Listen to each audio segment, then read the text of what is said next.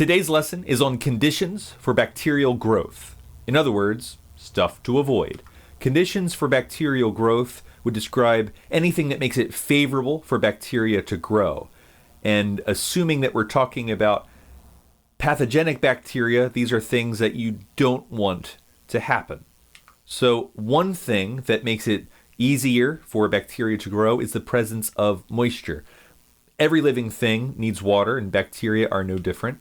So dehydrating food or removing water is a common method of preservation. You know, like how raisins are dried grapes or jerky is dried meat. Those are ways of keeping that food fresh for a long time because without water, bacteria can't grow in it.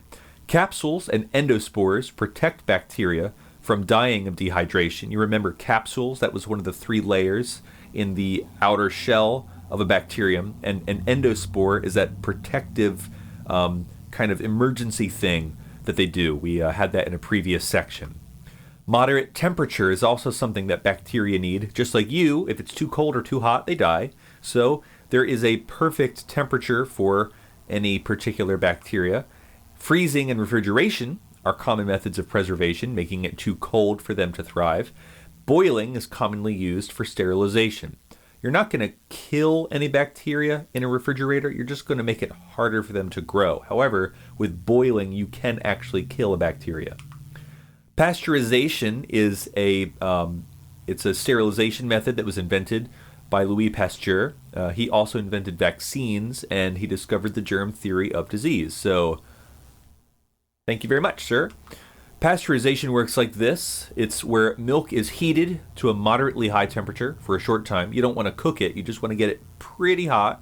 And then you cool it down very quickly. Turns out that it's not actually the cooking that kills them. It's the sudden temperature change.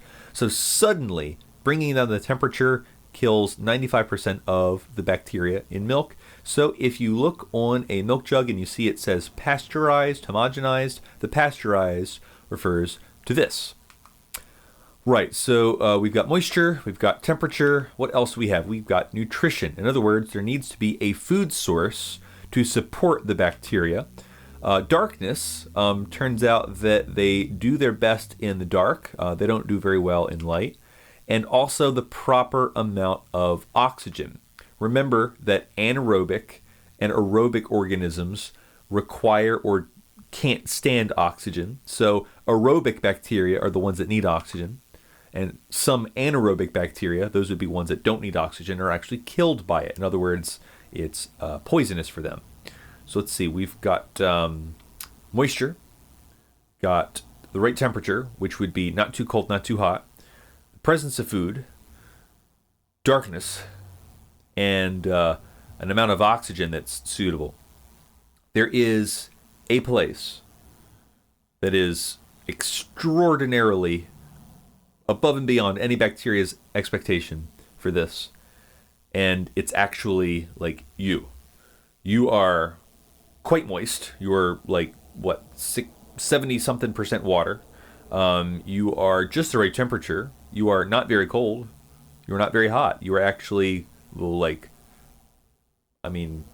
you're warm. You're like a summer day inside. Well, like 98.6 degrees. That's pretty warm. Nutrition. Your mouth constantly has food in it, and your intestines constantly have food in that. Not only that, but like your skin is made of dead skin cells. That's kind of like potato chips a little bit, right? So you yourself are an incredible environment for bacteria. Now, some of the bacteria that live in and on you, they're good. That's actually part of the system that helps you digest, and you're okay with that. But some of the stuff, especially like in your mouth, that stuff we do not like. For one, the digestion of the leftover food on your teeth by bacteria produces a kind of acidic residue, and that can wear away the enamel on your teeth, causing holes called cavities that the bacteria can then enter.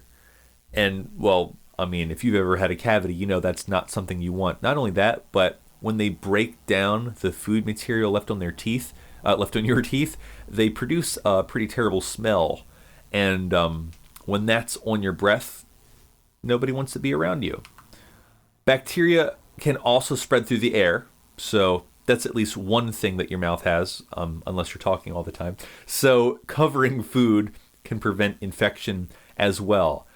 Your body kind of has the opposite scenario in which your mouth and your intestines are basically protection from the outside world. So you want to cover food so bacteria can't get in.